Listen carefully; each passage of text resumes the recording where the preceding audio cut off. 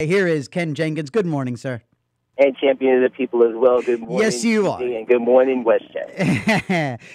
So, Ken Jenkins, this is my first time speaking to you since last Friday. Unfortunately, I'd love to just move completely past Newtown. That's impossible at this point. You are the chairman of the County Board of Legislators.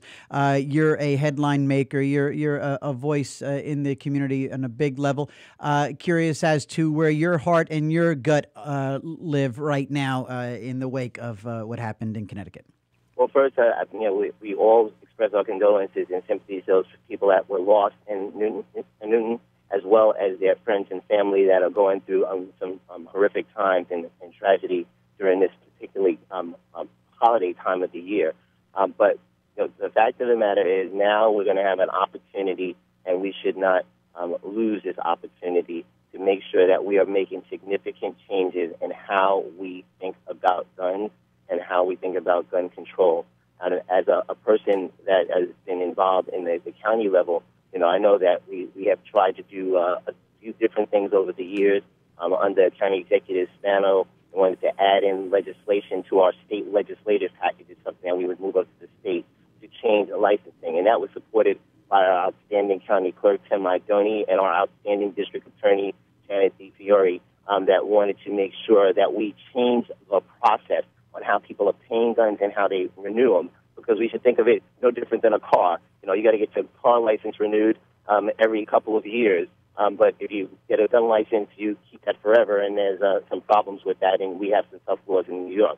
We also have to look at the mental health aspect, and this is a kind of indictment of government overall, not any one particular point, and certainly, I can take exception on how we've done things in Westchester County under this administration as far as outsourcing and eliminating mental health and basically eradicating that safety net. But that conversation has to happen, and it's across the board that mental health has been allowed to decline from a government support perspective, and we have to get that back together.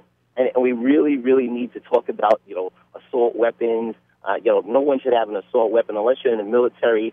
There's no need for that. We need to look at the Second Amendment, which says it's about the military, a well-armed militia, to make sure that you didn't have a running amok government to overthrow the people, and the people have the right to bear arms to rise up against that.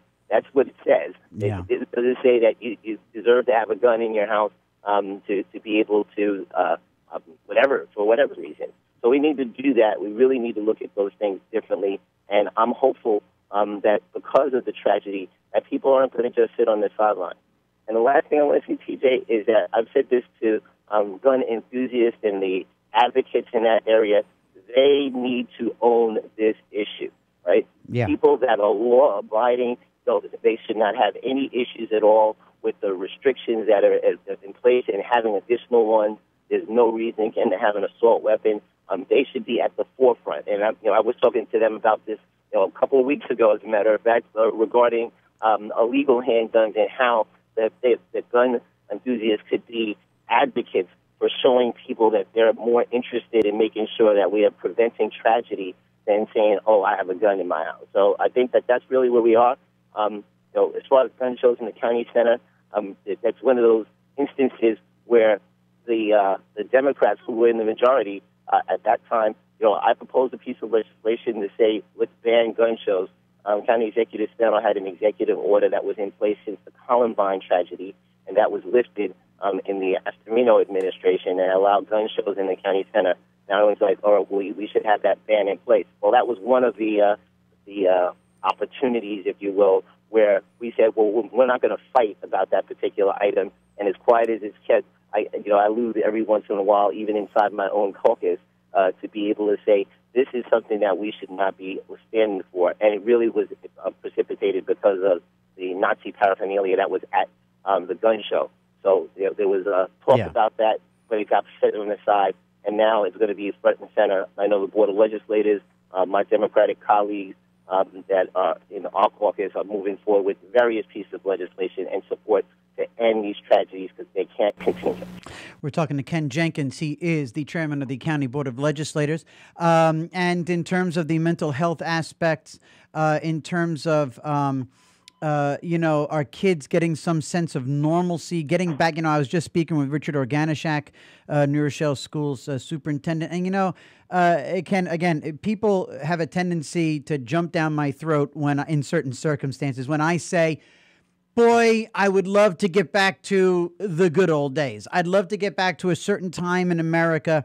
And right away, their knee-jerk reaction is, it wasn't so great for women. It wasn't so great for people of color. It wasn't so great, for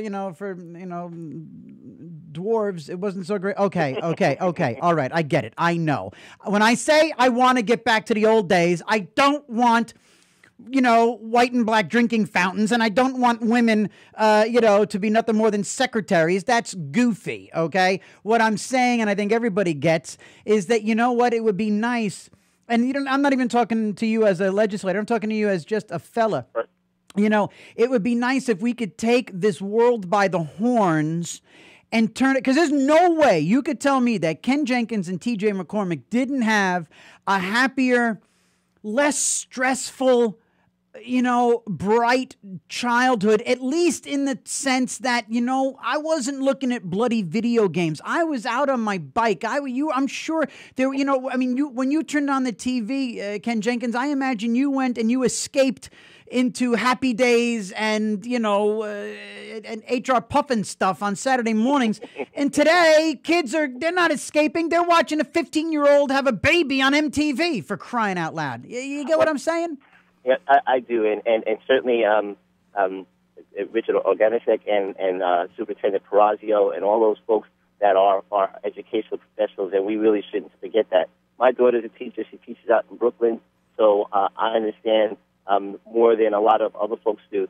We have got to do a lot of things differently, and they're part of the good old days that were good, and I understand that with the perspective that people say it wasn't good for everyone, and I know what you're talking about. But I will tell you, I grew up on one of the most violent cartoons in that people know, which was Bugs Bunny, right? And for crying out loud! But then I also learned a lot of good things about classical music that I would never have learned unless I was watching Bugs Bunny. But Bugs Bunny, though, it was violent with anvils and with sledgehammers. Right. It was violent in a different way, Yeah. and there was sexism and all that other kind of things that were buried in that we have to extract. The facts are, one, that we have made some choices that we have to roll back and change. Yeah. That school in Sandy Hook is no different than many of our schools in around Westchester County in our listening area, where you are looking around and you see that they have cut dollars out of security. When my kids were going to school, and some of them are still in the Yonkers public school system, they had a security personnel at the front, that school security, school resource officer is what they called it, but it was a personnel from the Board of Education, and they got to know the kids. They knew everything, but they were security guards. Right? Now they have little boxes on the front door, the buzzer to let somebody in, and then educators expected to be a police professional as well. That has to change. Yeah. We have to make sure that we're investing in our school system and talking with the educators, because all those educators that laid down their life in Newton were probably, again, underpaid as far as the things that they were doing and did not have those kind of resources. But they loved their jobs so much.